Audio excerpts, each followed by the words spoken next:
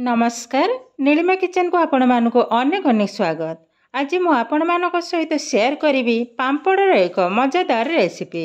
तेबे भिडियोटी को स्किप न करी फुल देखंतु। आशा करुछि भिडियोटी आपण मानक बहुत पसंद आसीबो। तेबे चलंतु ना डेरी करबानी आरंभ करिबा आज रे रेसिपी। मु गोटे प्लेट रे किछिटा सिझा आलू नेछि। देखंतु भल भाव चोपा मध्य छड़े नहीं।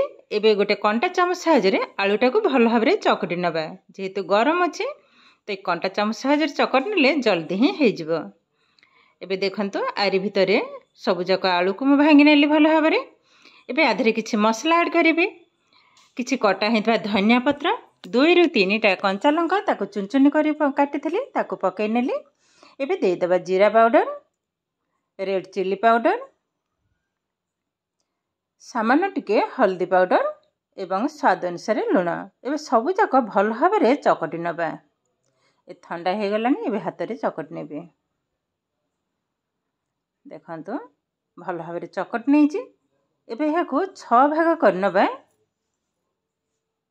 ए भली भाव आग गोल करनेबे। तापर टिके लंबा आकार शेप दे देबा। देखंतु ए भली भाव सबु जाक आलू को मु तैयारी कर साइछि। एबे साइड करना पे गोटे घोल मु प्रस्तुत करनेबी। गोटे गिनारे 2 टेबल स्पून बेसन नहीं। एबे अल्प पानी साहाय्य एकदम बहलिया बेटरटा मु तैयारी करनेबी। देखंतु ये हमर ऑलरेडी हे गलानी। एबे याको साइड करना बा। एठी गोटे प्लेट मु किछिटा पांपड़ नहीं। एठी 6 पीस पांपड़ अछि। देखंतु एबे गोटे बड़ थाली रे पानी मध्य रखि नहीं।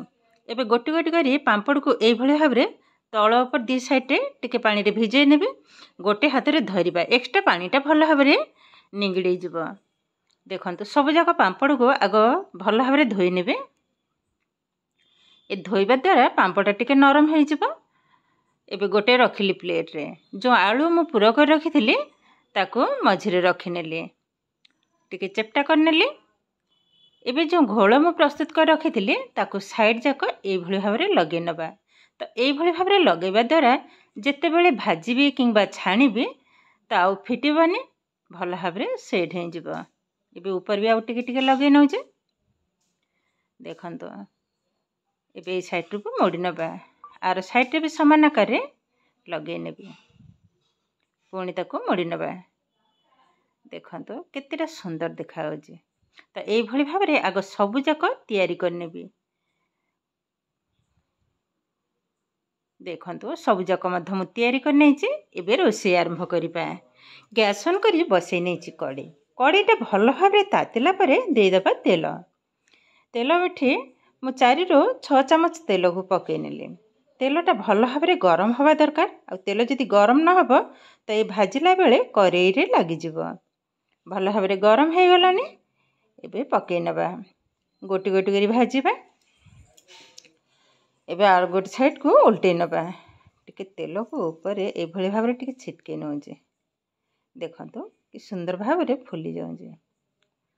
एबे उल्टे नबा केयरफुल टिके। आ जदि कड़ीटा न तातिबो तो ये जो छाणे जो भाजिला बेले कड़ी रे छिपी हे जिवो। आ ये तरकारी एकदम बेकार हो जिवो। सब भांगी करी मझी जो भीतर पूरा जक बाहर जिवो तो तरकारीटा भल हबनी। देखंतु ए भली भाव सबु जाक भाजी नेबी। आग आपण माने चाहेले याको छाणी की भी तरकारी करि परिबे। तो मु आज अल्प तेल रे ही ए भली भाव भाजी नेबी। देखंतु एबे हे गलाने टिके साइड करनबा। एटा आउथरे उल्टे नेबे। देखंतु ये हमर रेडी हो गलाने। तो ए भली भाव किंतु सबु जाक आग भाजी नेबी।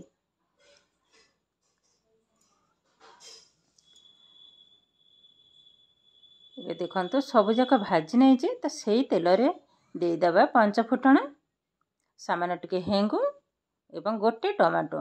आधरे जी माने ए जो तरकारीटा मु आज रोषे करिबी। ए तरकारी विशेष किछि मसला मु पकेइबिनी। स्वाद अनुसार लुण, हल्दी पाउडर, रेड चिली पाउडर एवं करी पाउडर एतिक रे ही तरकारी आज करिबी। अल्प टिके पानी पकई नेली। एबे टमाटोटा सिझिबा पर्यंत किछि समय अपेक्षा करिबा। देखंतु तो टमाटो भी सिझी गलानी। आउ टिके चकट नउचे भली भाव एकदम रेडी हो गलानी। आउ बेसी भाजिबा दरकार नहीं। एबे ढाली नबा पानी। एठी 1.5 गिलास पानी पकेबे। ए हाई फ्लेम रे 3 ରୁ 4 मिनिट भल भाव रे फुटेई नबा। एबे देखंतु तरकारी भी फुटी आसिलानी। एबे भाजिकी रखिथिबा पांपड़ को पकेई नेबे। आ ये तरकारीटा बहुत पुराना दिनर तरकारी। आ ये तरकारी गोटे आइटम हेले आ भात सहित किछि भी लागिबनी। खाली भात काईकी रुटी परोटा जेकोनी सहित मध्य खाई परिबे। बहुत सुंदर लागिबो।